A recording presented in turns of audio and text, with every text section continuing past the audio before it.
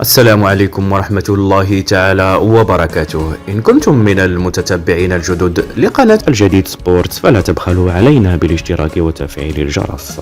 يتجه نادي الوداد الرياضي للانفصال عن مدربه التونسي المهدي النفطي بعد النتائج الأخيرة الغير مرضية للفريق الأحمر، وآخرها الإقصاء من ربع نهائي مونديال الأندية والهزيمة أمام شبيبة القبائل الجزائري في الجولة الثانية من دور مجموعات دوري أبطال أفريقيا.